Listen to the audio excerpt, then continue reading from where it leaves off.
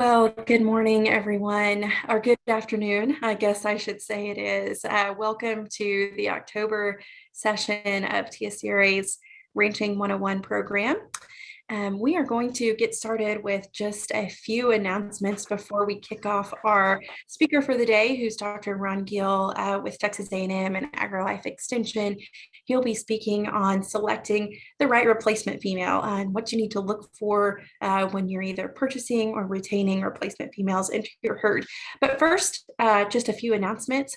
The November Ranching 101 session will be hosted on Tuesday, November 16th at 1 p.m. The speaker will be Dr. Arn Anderson of the Cross Timbers Veterinary Clinic, and he will be talking about at what point do you call the vet? When is something that you need to call the vet versus what are some maybe home remedies or some advice that you can do to avoid having to call the vet maybe late one night. So looking forward to that on Tuesday, November 16th, right here on Zoom at 1 p.m. Additionally, if you haven't seen, we do have dates for our 2022 Cattle Raisers Convention and TSCRA Expo. It will be March 25th through 27th in Fort Worth. Registration won't open until the turn of the year, so don't worry, you're not late to the game there, but do continue to hold the dates 25th to 27th of March in Fort Worth, Texas. One other quick announcement. If you have questions or comments that you would like answered, please drop those in the chat or Q&A box below. At the bottom of your screen, you'll see a bar that says Q&A or chat. If you have questions throughout, please feel free to drop them there. Today's session is sponsored by Lone Star Ag Credit. So without further ado, we would like to play a video on behalf of Lone Star before we kick off today's session. My name is Jason Jones, and I work for Lone Star Ag Credit. Our mission is to help rural America. It's here to help the farmers, the ranchers, the part-time farmers, the guys wanting to buy recreational land. If we do our job right, we keep the rural communities running. The farmers, the ranchers we're financing, they're putting money into local grocery stores, into the tire companies. In the big picture, we're keeping everything moving for our rural communities to keep them alive.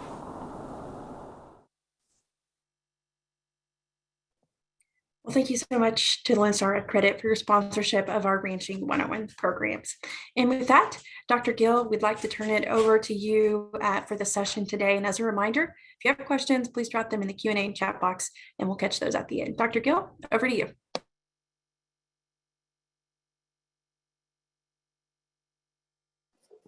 I forgot I had muted myself. Sorry about that. Now we're started. I appreciate the opportunity to visit with everybody today. And this is a subject I've spent a lot of time on in my career, as well as in my personal life, and trying to select the right replacement female. And it's one of those where there's a lot of variables that certainly we can consider in the process, and we're going to kind of go through those. And most everybody thinks about this and whether you're going to select and retain heifers, or if in fact you're going to purchase heifers. I'm going to show you there's a lot of different opportunities as well. Most of them have some limitations and some advantages, but we'll go through those as well as we look through this process of selecting the right replacement female, because it is different for nearly every operation and what's probably going to work best and what's a viable option. Some of the main concerns we have about selecting females is one is this environmental adaptability. Across Texas, we have a wide range of climatic zones, forage zones. Production zones are very different from top to bottom and from east to west in this state. So saying a heifer that was born in El Paso is going to do good in Beaumont is a little risky, and vice versa. So trying to find cattle that are raised within a similar environment in which you're going to run them makes the first few years of their life a little easier. Most cattle will adapt over time, but in most cases it'll take 2 to 3 years. And if it's too much of a struggle for them to adapt, They may actually skip a calf, lose too much condition, wean lightweight calves, whatever it might be. But environmental adaptability is a big concern. Mature size. We talk a lot about this, and we've been harping on cow size since I started working 37 years ago. At that point in time, we had a lot of large frame cattle coming into the United States with Simmental, Charolais, and other breeds. They also milk pretty heavy. And so we started cautioning people about not pursuing extra size and extra milk production in a beef cow. That may work in some production environments, but in Texas, if you get one too big or they milk too heavy, your input costs go up dramatically and your production does not increase correspondingly. And that's kind of a misconception a lot of people have. They think that they'll have heavier calves out of bigger cows, and the data just doesn't support that. Part of that is the environmentally cap. The environment caps how much weaning weight we can get out of these cows. Even if they're supposed to milk a lot, if they do, they're going to lose condition if we feed them and supplement them. And so I didn't put milk production down here, but it's kind of capped in that maternal ability a little bit as well. We need a balance, and we're going to hear me talk about balance on a lot of things. Another big concern for everybody in the beef cattle industry, I don't care if you're large or small, is calving difficulty in replacement cattle, particularly in your heifers. That's one area where a lot of people don't pay quite enough attention to that. And then they wind up pulling a lot of calves out of either first or second calf cows, and even sometimes out of mature cows. We can, if we push weight too much, we have an increase in birth weight unless we're really careful in selecting against that. So calving difficulty is a big deal. We can get around it a couple of ways. One, we have to have genetics on the female side, on the replacement heifer or cow, that limits birth weight. So birth weight comes from not only the cow, but also the sire. And so we can select for low birth weight sires, but if our heifers have large birth weight EPDs or genetics for large birth weight, we still will not get rid of calving difficulty. And so it takes a two-pronged approach. A lot of people's method there is to just breed them to an ultra low birth weight bull and get the first calf out of them, and then let them go back into the mature cow herd and bred to the herd bulls. Well, that's fine to get a calf on the ground, but a lot of times we give up a lot of weaning weight, a lot of quality in that first calf crop that we don't have to have. We can select and use artificial insemination, a lot of different things to make sure that calf is an adequate size when he comes out. We don't want him too small. We don't want him too large. And so we can really select bulls in this artificial insemination arena that have very low birth weight, but really acceptable growth traits and high quality at the end. The reason that kind of is important is that next step. How marketable are those cattle? We can buy a lot of females that may produce a calf, but it may not be real acceptable or high valued in the market. And I don't really care what color they are, although that does affect things. Hide color affects value. And the biggest effect is if they have spots on the body. So if they have white spots on the body of any animal, they're going to be discounted.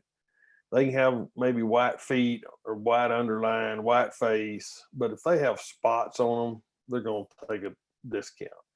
And that can be anything from longhorns, belted Galloways, spotted Simmentals. There's a whole host of things, Maine Anjou. Of course, it all goes back to thinking these cattle might have some dairy influence in them, which is crazy. When you look at a Maine Anjou, for example, they're big, thick, stout cattle and have no dairy influence in them whatsoever, but they'll still take a discount.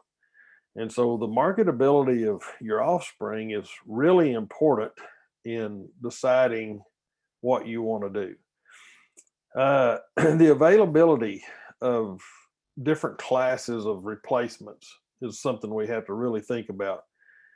You have good availability of your retained heifers. And so that means that you have them there. You can do with them what you want to. If you want to purchase replacement heifers and you have to go on the market every year to find those environmentally adapted, the right size, birth weight issues are not going to be there, and try to find those every year, you better have a consistent supplier of those, or you spend a lot of time and money looking for those cattle.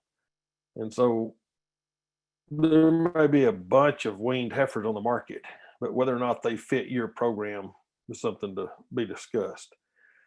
The maternal ability, one is milking potential. The other is just the fact, do they want to have a calf and raise it? We have some cattle that are not very good at mothering ability. And so we have that chance of them actually not rearing a calf like we'd want them to, or that require more attention to get that calf raised. Then I've got a term at the bottom there, stayability. It's kind of become the phrase that's used to indicate whether a cow will stay in the herd over a longer period of time. So stayability just means they will stay in the herd over a period of time. And the longer that is, normally the better off you are, because you don't have to spend money on that one's replacement. So we'd like to have a lot of longevity or stayability in our cows, because that also indicates that they breed every year. They don't have feet problems. They don't have udder problems. They don't have eye problems or any other reason that we would cull them. And they just are good functional cows. And for the most part, those are normally middle of the road kind of frame, milk production kind of cattle. So they don't get carried away one way or another. So that's something to think about as you look at this, is how predictable is that in the cattle you're keeping. And I will say that it's probably more predictable in retained heifers that you have a history of, or purchased cattle that you have a history with. So you have some predictability in what they're going to do. Now, I took this picture kind of talking about that environmental adaptability. You know, these cows have learned to eat the prickly pear once the tines are burned off of it. And I will tell you, they'll eat them without the tines burned off of them if they don't have an option. So a lot of people in South Texas will burn these pear, and these cattle actually look halfway decent on them. So we can talk about how we don't think that's a good idea, or it's a good idea, whatever you want to think. But these cattle look pretty good. But I would not want to bring some cows out of a country that been eating Bermuda grass all this time and really put them out in this kind of environment. That would be very detrimental to their upbringing. I just put that in to kind of reinforce how variable we are in environment in these cattle. And most of us think of picturesque setting like this with grass and high quality heifers and good herd bull there to either breed them or provide cleanup services. So there's both ends of that spectrum. There's really high quality pasture these cattle are raised on, and there's some that are developed in some pretty harsh environments. So as we look at, and this is kind of our idea, whether it be black ballies or reds or Brahman influenced cattle, whatever you like to have, it doesn't really matter. Most of us think on the heifer side of it. Several years ago, I wrote an article for the Cattleman magazine called Evaluating Replacement Female Alternatives. In fact, I did this back in 1994, and for some reason we never did really put it into a publication. We're in the process of doing that, but this is not available on the web anywhere. But if you want a copy of this, I'll be glad to get anybody that wants one in there, because we're going to cover some of the material in it, but it does look at all the different options that are out there. And in that publication, there's this big table that we're going to spend a little bit of time going through, because this is one that we always talk about heifers, but there are basically 15 other options you could look at in selecting female replacement alternatives. And then there's about 11 genetic, economic, and management factors that we really think should be considered. So if you're going to go through all of this, and myself and Dr. Bill Pinchak up at our Vernon Center, Dr. Stan Beavers at our Vernon Center as well, help write this, and we kind of put the economics behind all these different scenarios. But we'll just spend a little bit of time going through this. The first line up there is retained heifers. The first column is whether the quantity and quality of these cattle that's available. So in retained heifers, you have a pretty good selection of retained females to pick from. The next column there is the initial investment, and that's moderate to high. The cost of raising a heifer is fairly high for most of us. We don't put a pencil to it very often, but from the time that calf is conceived until it's weaned and developed and bred and comes back in your herd and produces an offspring to sell is somewhere close to their 3-year-old status, all right? So it takes a long time to get anything out of them. So we have this long development phase, all right? So that's where that stays in there. Rebreeding potential. How fertile are these cattle based on their age, production status, whatever it might be? These cattle would for the most part, be classified as moderate in rebreeding potential. The reason being is heifers are stressed by trying to grow, have higher nutritional requirements, and if we don't meet all that, they will not breed back at the same level as mature cows would. Now, with that said, you can manage these heifers to have as high rebreeding potential as the mature cattle in your herd. Now, the next column is on market flexibility. There's a lot of flexibility in retained heifers. You can sell them at any time you want to as opens, shortbreds, moderate bred, long bred, and then as they get into pairs, you could sell them at any point in time as well. They have, this is one that some people, you can take it with a grain of salt. The genetic potential for those cattle should be high. If you've done a good job of developing and breeding and selecting sires, your heifers should be as good a cattle as you can find. And so your genetic potential is high in those cattle, and you know it. That's the other part of it. The next one is this potential longevity. So if you've started one and they're raised under your environment, they should last a long time.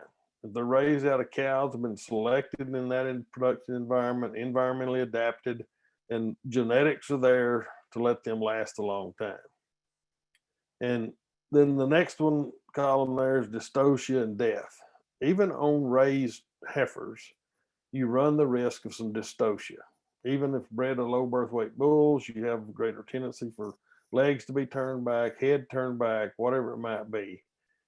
So that we classify that as moderate on these cattle. You'll notice on the purchased heifers below that, we start seeing a higher level of potential in some of those categories. On weaning weights, we also listed them at moderate on retained heifers. Now, this could be, it could be moderate, it could be high, it could be low. It depends on what you breed them to and how much condition those heifers have on them, how much they milk. But normally they will wean calves lighter than the mature cow herd, but it's pretty predictable. And so we normally have more predictability out of retained heifers than we do other classes of cattle. And then the next column there is nutritional requirements. These heifers have high nutritional requirements. And if we're not willing to provide that in the form of high quality pasture or supplemental feed, they are going to have problems in all these other categories. And so that's something to think about as well as we look at that in totality. How likely are those to be culled out of your herd? Lowest rebreeding potential probably of anything in the herd. A lot of other stressors there, potential dystocia. The cull rate will probably moderate on some of those cattle. And I will ask Emily and those that's going through there, if there's anything related to this table that people have questions on that we can take a brief question on, I'll be glad to do that. I noticed some questions were coming in. All right, now let's start looking at these 15 options for purchasing cattle. On heifers, we can buy lightweight heifers. And if we buy those lightweight heifers, then we have a development phase in them. We have all the other things that we have, but we can probably get them adapted a little bit better to our environment before they go into production. We kind of broke this into those purchasing heifers that weighed over 700 pounds. Those heifers would be ready to breed within a short period of time after you purchased them. So you might not have as long a development phase in those heifers. And then we got down to what a lot of us like to try to find are these bred heifers. Now, we'll talk a little bit more about that in just a moment, but bred heifers, if you can find them, is probably a pretty good route to go. You've got the most longevity. You've got some unknowns in those heifers, because every time I see anything bred heifers advertised for sale, they're all bred low birth weight Angus or Brangus bulls or Limousin bulls or something like that. Well, if that's the case, that's fine, but a lot of times we don't know exactly what those heifers are bred to, so it increases some risk in some of that dystocia and longevity for those cattle. Now, if you buy a cow-calf pair, the cow has her first calf, that's what we call first calf pairs, they have a lot of potential for longevity. But when you purchase them, whether it be a young calf or an older calf on that cow, what kind of dictates how they fall into this. The best thing about pairs is that you purchased a calf that you should be able to wean and sell off that female. So some of the risk is taken out of that. Now here's the downside to some of those. A lot of times that pair, if you're not careful, you'll purchase a pair, but the stress of moving and everything else on that calf, they may get sick on you and they may actually die. And so I don't like to buy too young of pairs, because it runs the risk of stressing those calves and them getting sick and then not making it to weaning.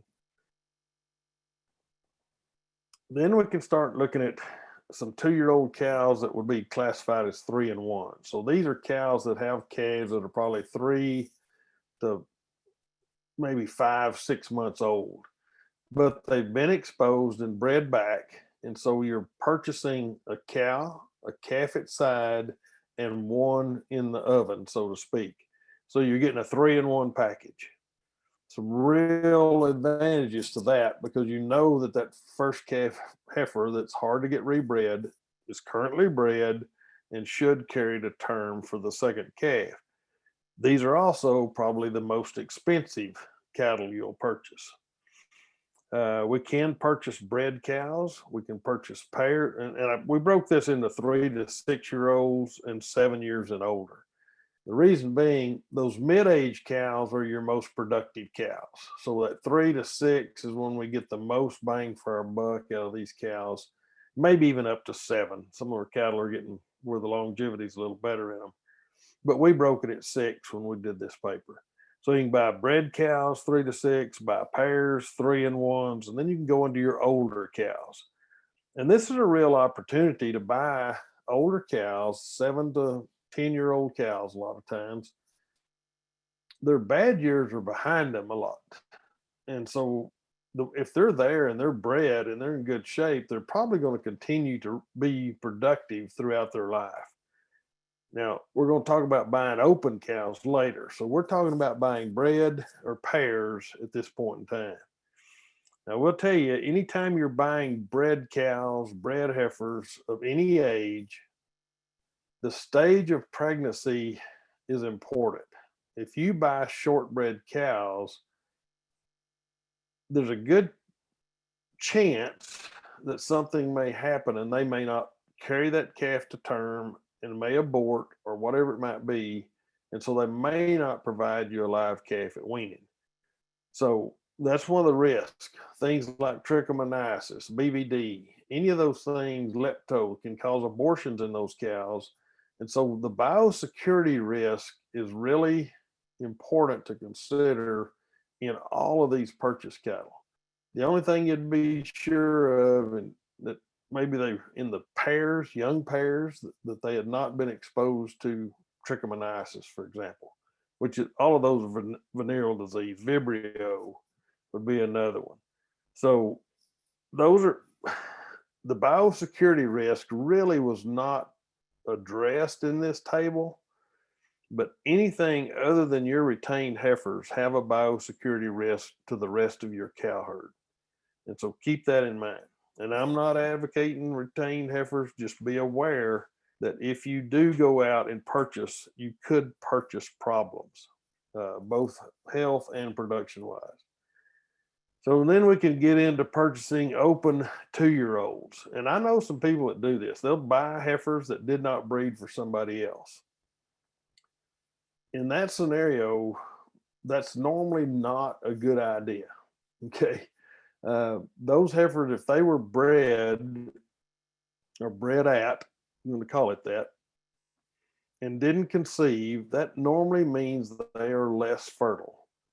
If they were mismanaged and thin and then missed a calf and then they sold them later or something, that may be a different story. But knowing what an open 2-year-old, why is she open? And what's the history behind that? That'd be what I'd want to know. And these open cattle are the ones that we run the greatest biosecurity risk on, because why are they open? Are they open because of disease? Are they open because poor environmental adaptability? What's the reason? Now, I know a lot of people that will go in and buy these cows out of drought-prone areas and really buy some good productive females. So I'm not saying don't do it, but just be aware that if I bring these home, I'm not going to mix them with the rest of my cow herd for probably a year until I know all the biosecurity risks are taken care of. Now, the last one down here is what we call stocker cows. And stocker cows are just older cows most of the time, may not have many teeth, but they may be pregnant, they may be open, but normally they're cheap. Okay.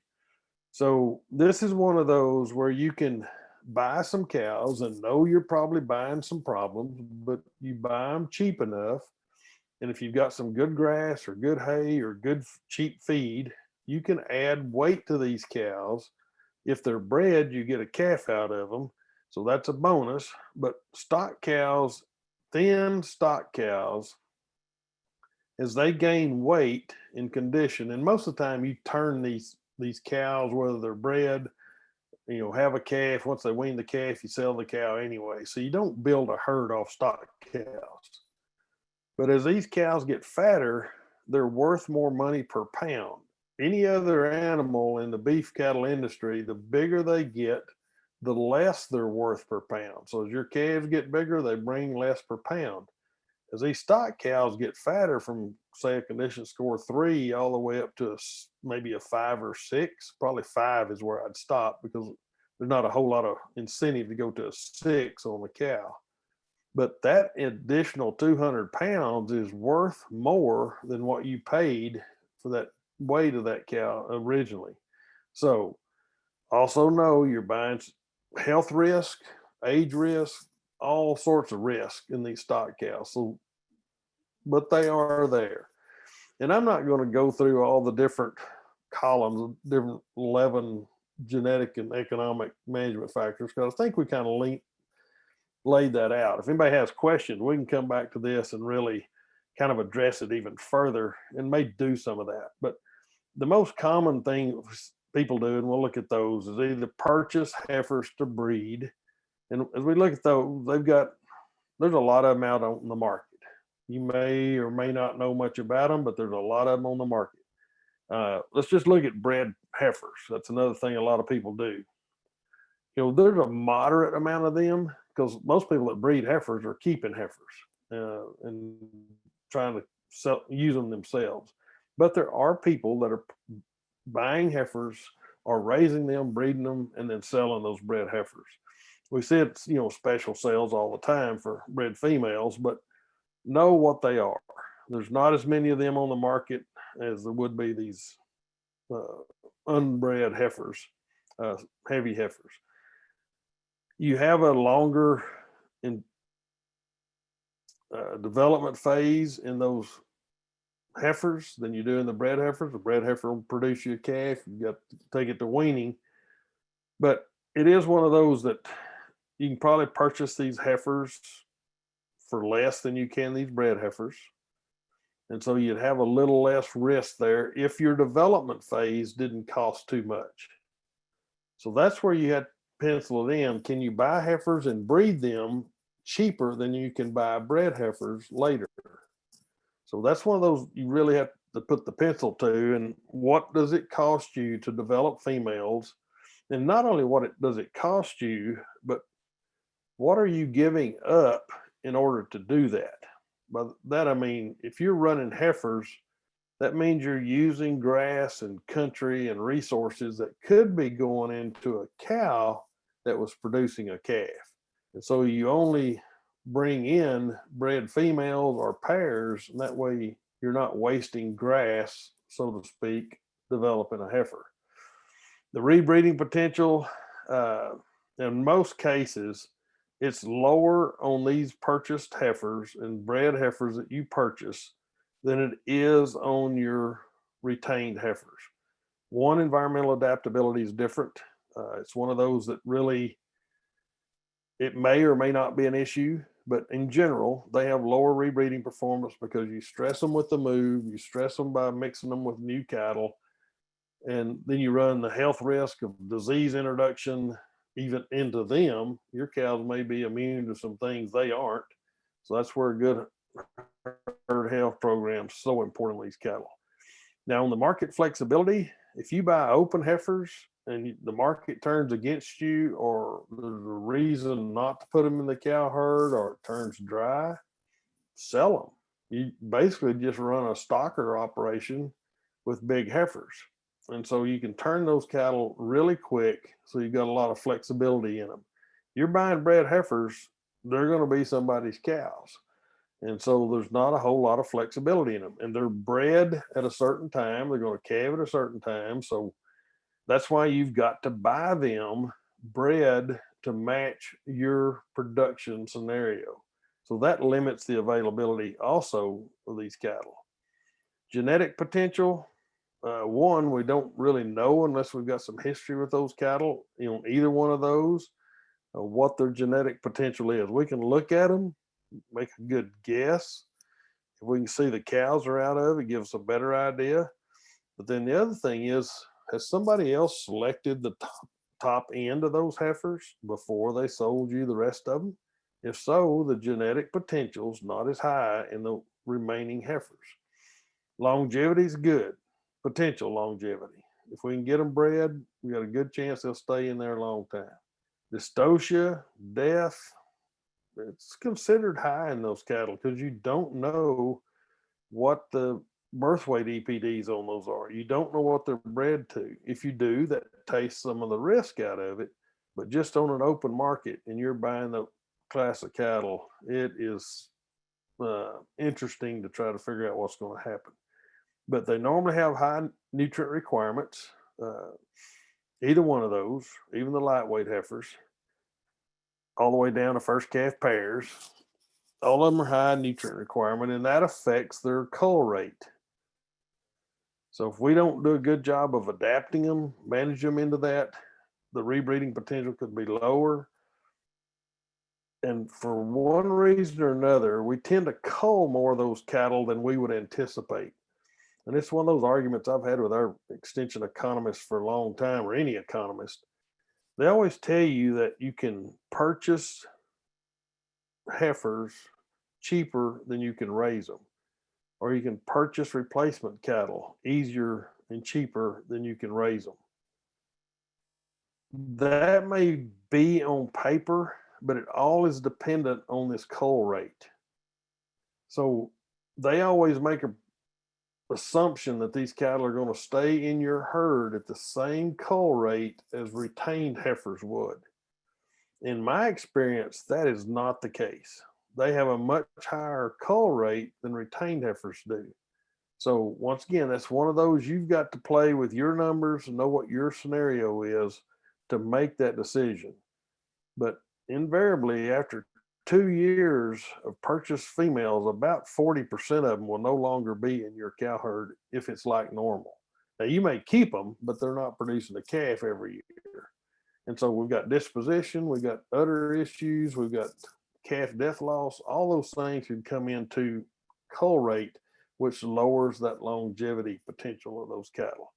So now you kind of see how we use that scenario. And in this paper, we kind of go through why these are ranked the way they are. So anyway, that's that table. If you have some questions on it, we can come back to it in a little bit. Or if there's anything right now, let Emily and them interrupt me and we'll address those.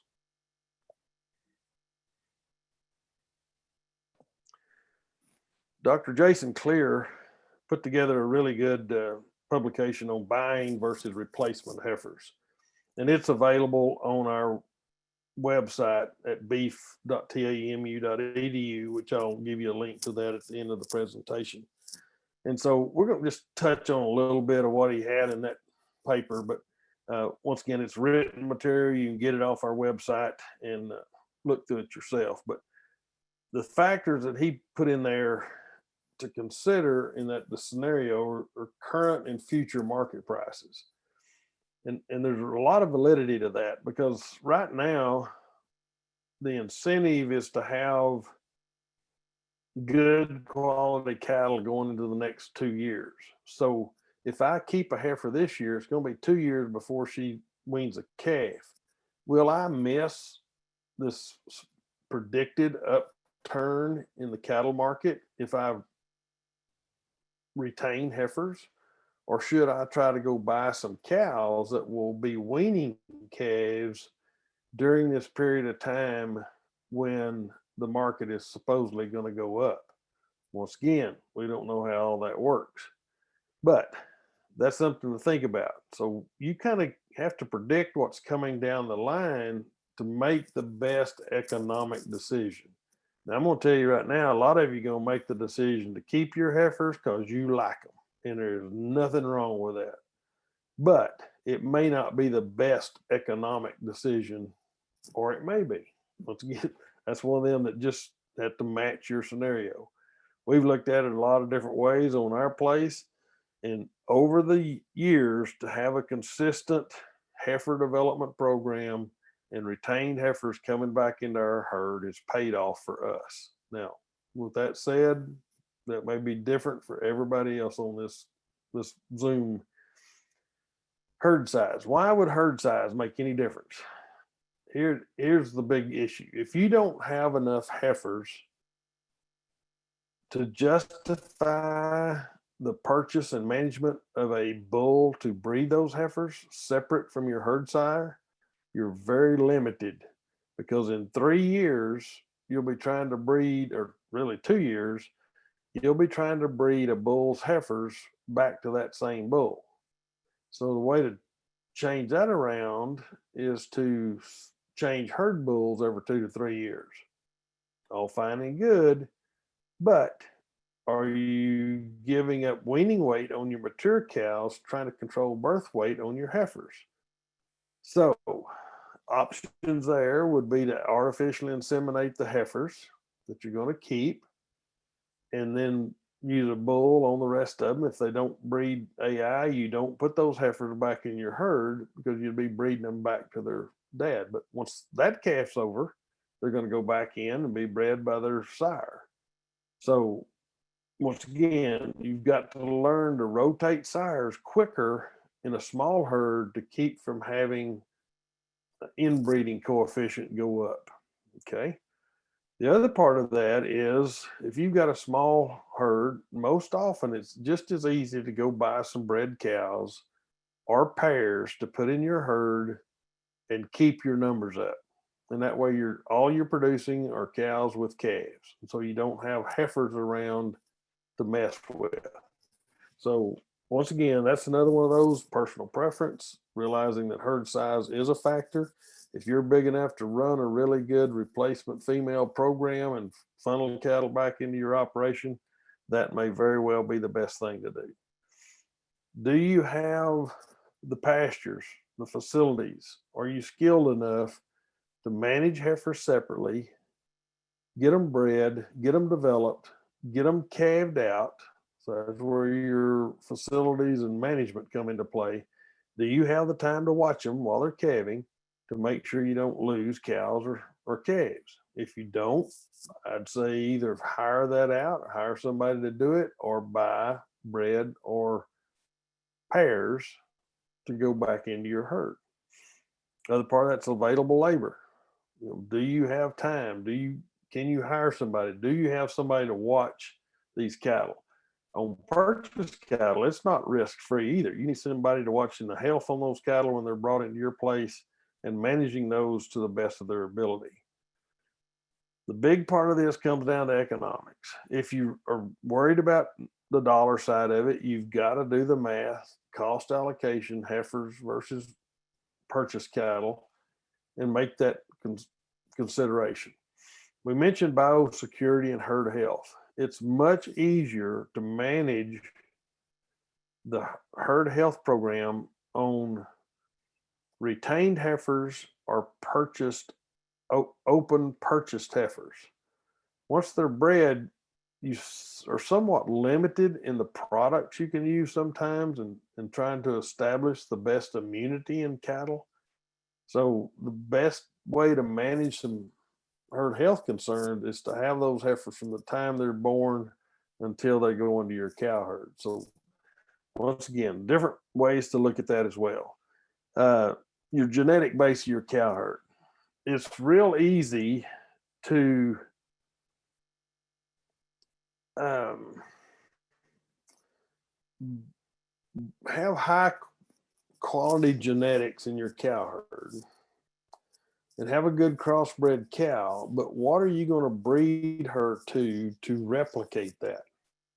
Most of the time, crossbred bulls will not bred to crossbred cows do not produce a consistent offspring.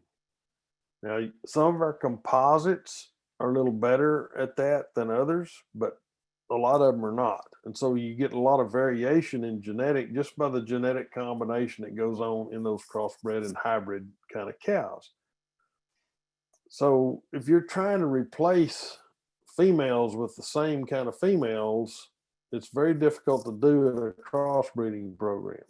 Now, if you have a really good system, you got crossbred cows, purebred bulls, and you've got a really marketable calf, whether it be maternal or feedlot oriented, that's one thing. If you're selling all those calves, you purchase in the females that you want to replace them with.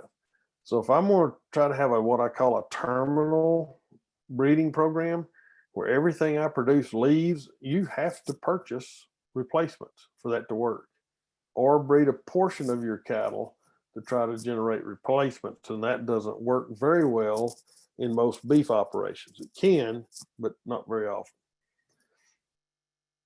What do you want your quality of your herd to look like? Do you want them all to look the same? Then you may want to raise them. If you do, can you use hybrid cows and produce a consistent kind of cow? That's where we see a lot of people trying to build a high quality herd. They're going more straight bred now, and they're giving up one of the free things we have in the beef cattle industry called heterosis or hybrid vigor. And so we can get a more consistent looking cow, maybe a higher quality, but we may not have that growth potential from heterosis that we'd see otherwise. Now,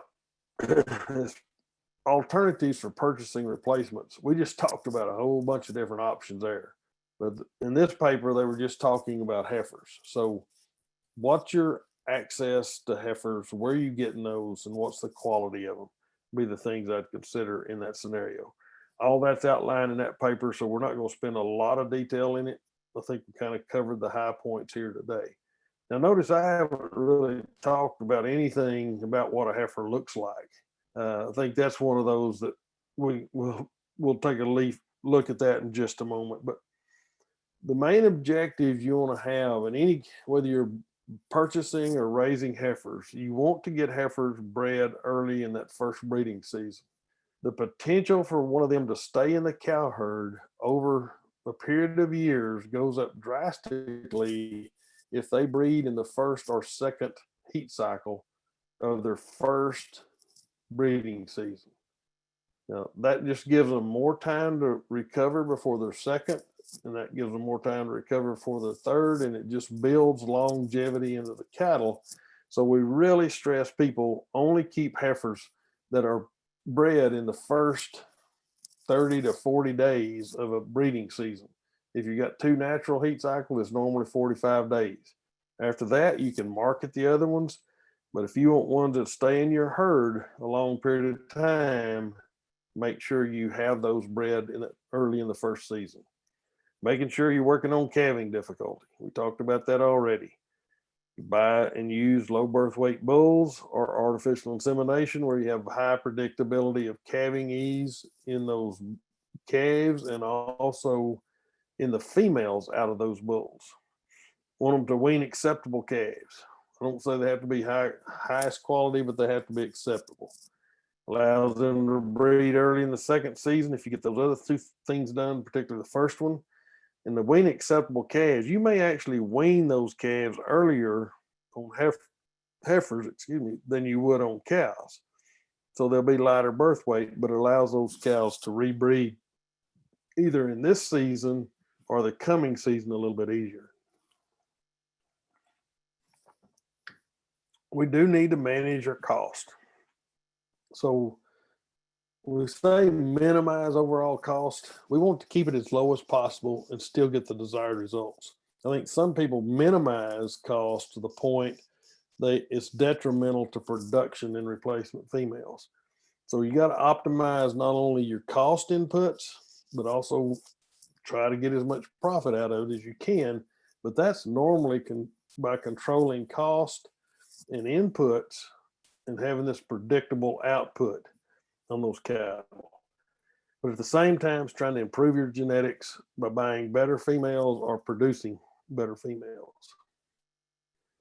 Dr. Bruce Carpenter and I just put out a publication in March of this year called Replacement Heifer Selection, Development, and Reproduction. This is also available on our website and will be available on the A&M AgriLife Learn platform if it's not already. But this is one that goes through several things in the heifer selection, development, and reproduction. Most people select replacement heifers sometime between weaning and the end of their first breeding season. So if we have replacement heifers, we go through and we sort them, try to get those heifers we like, and we normally have something we look for in a heifer to decide whether she's a good one or not, whether we know what we're talking about or not. Eye appeal is a terrible predictor of reproductive performance. It's just somebody's opinion on what she looks like.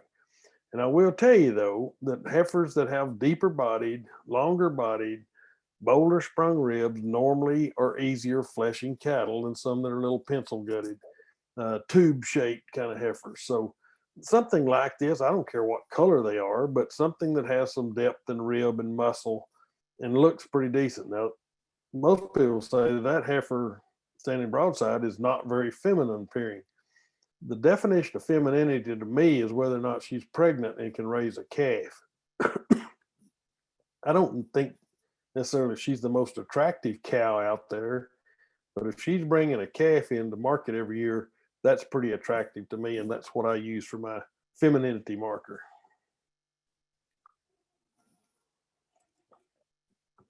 If you're selecting heifers at weaning, the age of the heifer is very important. Probably the most important criteria you use, because the older they are, the better chance they have of starting to cycle and breed for the first time early in that first breeding season. Now, you got to be a little careful if you just pick the biggest ones, because age may not always be the biggest. If you got a real heavy milking cow, that may actually tend to produce some bigger heifers that are younger.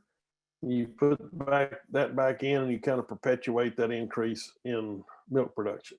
But just selecting for bigger and bigger heifers at weaning can increase cow size. And if y'all remember that, I talked about the problem with cow size creeping up on us over time. So once again, try to limit the increase in cow size, keep those cows at what would be considered a moderate weight.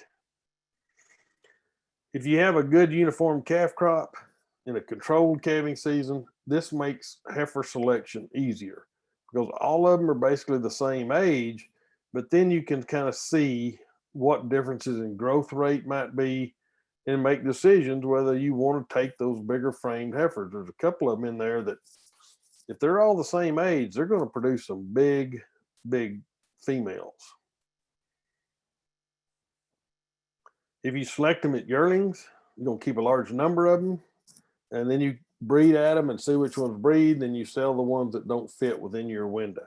It adds more cost to your development phase, but this is really a good way. This is the ultimate determination of fertility in your heifers. Breed all of them, keep the ones that breed early. That's the best way you can go at finding the most fertile females that come out of your cows. All right. Then you have to market those surplus heifers. And so whether you can sell them as breds or whatever you want to, but selecting heifers at yearlings adds more cost to it because you're keeping them all, but can you recoup some of that by the way you market the cattle that don't get bred or don't fit your scenario? Talked about this already. More estrus cycles they have, the better off they are. And once again, the more fertility you have. Age at puberty is so important that we get the heifers that actually start cycling early and can breed early so they can get into their initial calving season early. Most breeds should have their heifers calve as 2-year-olds. Some of the Brahman influence breeds wait until they're 2.5 or 3. If I'm going to do that, I'm not going to spend as much money in the development phase. I'm just going to let them grow and mature and age without putting a lot of money in them. And if you look at lifetime productivity, the cows calved as 2-year-olds, if done right, will have more production in their life than cattle that are calved later. So keep that in mind. Two different ways you can go about it. You can either low cost it through that phase. We already talked about the scenario where you got a long development phase. Are you going to add another year to it? If you are, I might look at a different female replacement alternative than raising replacements. All right. Trying to get them reach puberty, age, and body weight. That is a big deal we look at. They need to be somewhere around 60, anywhere between 55 and 65% of their mature weight by the time you start trying to breed them. Risk of rebreeding failure, highest in your 2-year-old. Highest rebreeding failure in their 3-year-olds because they do a pretty good job managing the 2-year-olds, kick the 3-year-olds back into the mature cow herd, and then they don't get enough attention or high quality management. So keep that in mind. You may want to manage these cattle a little differently. Now there's 2 philosophies there. Kick them in with a mature cow herd, and if they survive, they survive, and they're the most fertile ones and environmentally adapted. And I get that. But sometimes we may want to manage them just a little bit differently.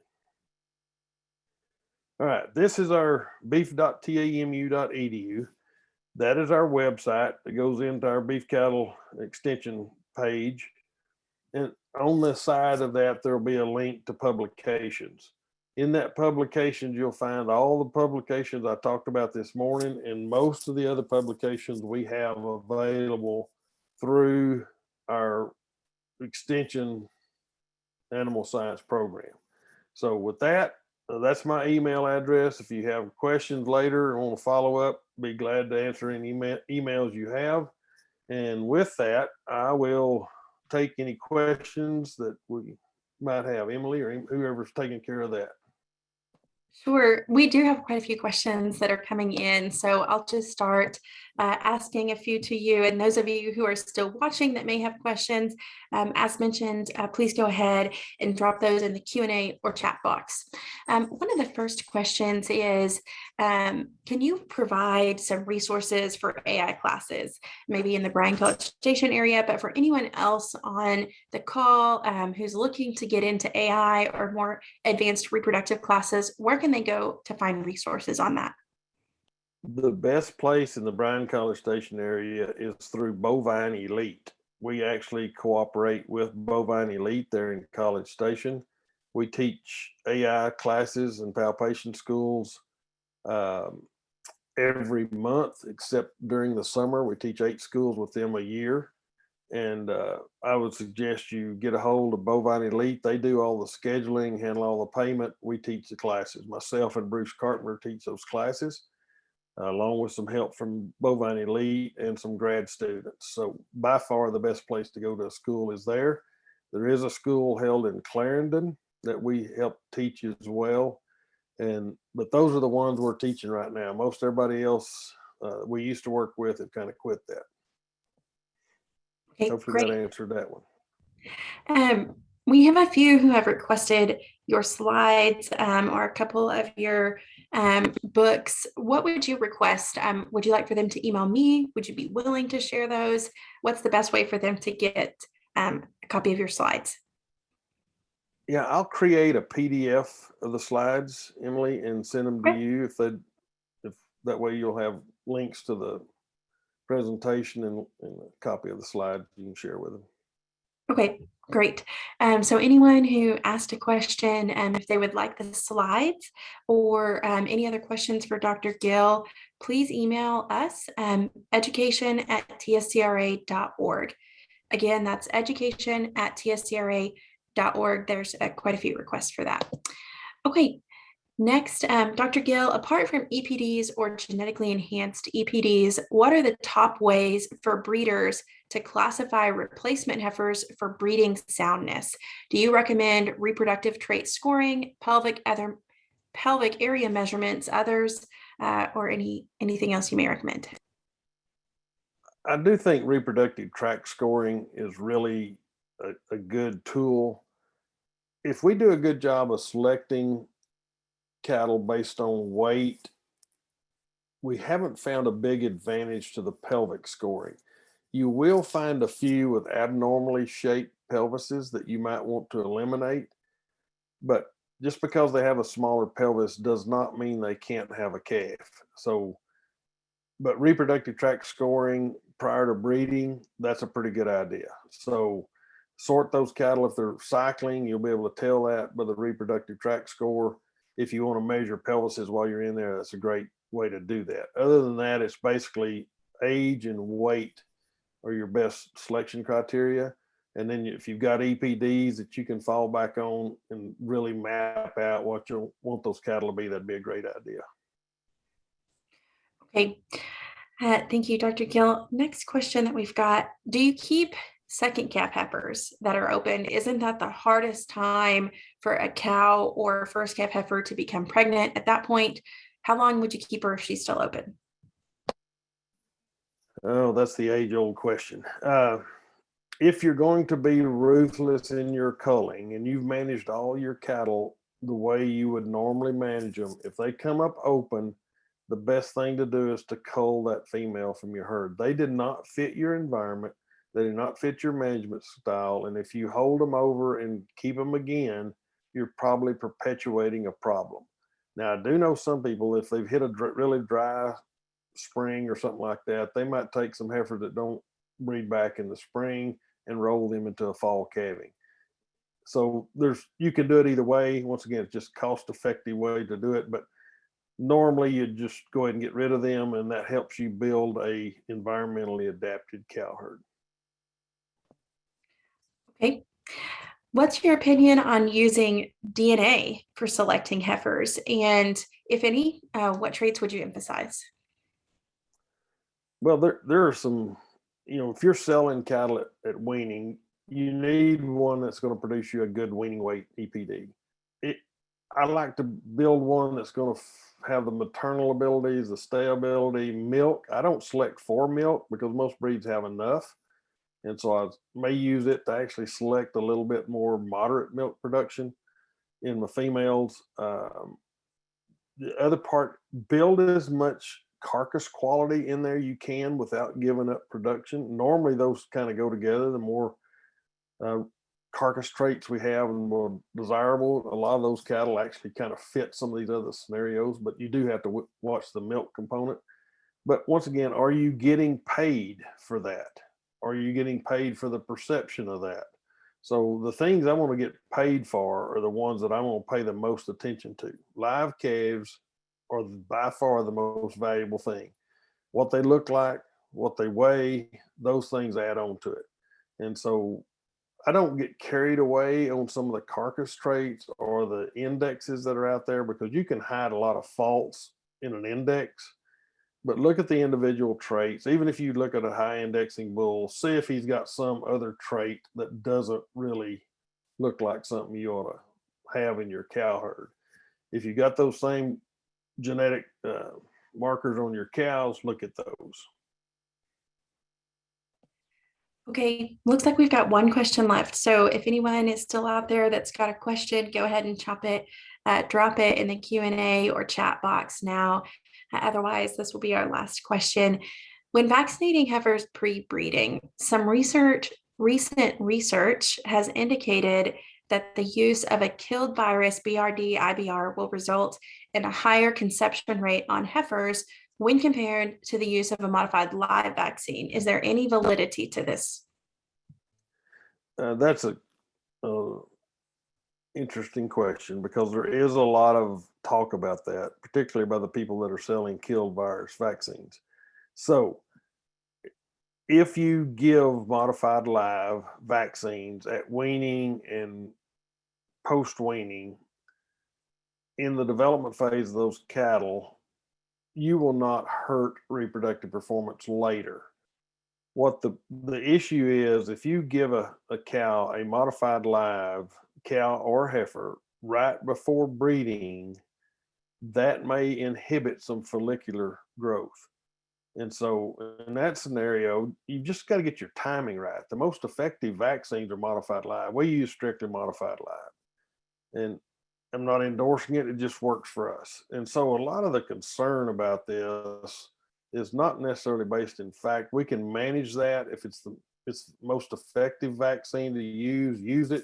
Just get your timing right, and don't be giving it right before the breeding season, because it can mess up a little bit of the follicular growth in those heifers just for one heat cycle normally, but it can slow them down. And we talked about the value of getting them bred early. Okay, we actually did have one more question come in. When you talked about heifers being the most likely to breed if they're 700 pounds or greater, what is the average mature size, cow size, that fact is based on?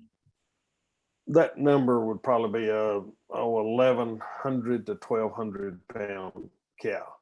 So if you've got smaller cows, you just use that 60 to 65% of their mature weight would kind of be your target.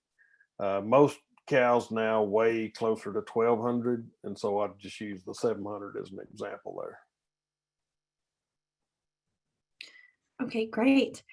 Well, thank you so much, Dr. Gill, for your time today. We really appreciate you spending time with our Ranching 101 program today. Again, for those of you who are interested in getting a copy of Dr. Gill's slides, you can email us at education@tscra.org, and we'll be happy to share those slides with you. This is also being recorded, and so you'll be able to get the recorded link. It will be automatically emailed to you in 48 hours from now. So we look forward to hopefully seeing you next week, or next month, I guess I should say, on our November Ranching 101 session. Thanks so much for joining us, everyone, and Dr. Gill for your time. I enjoyed it very much. If you have any questions, don't hesitate to email me or get a hold of your county agent. They'll have my phone number. If you need to, just any way we can help, we'll be glad to do so. Thanks, Dr. Gill. Y'all have a great day.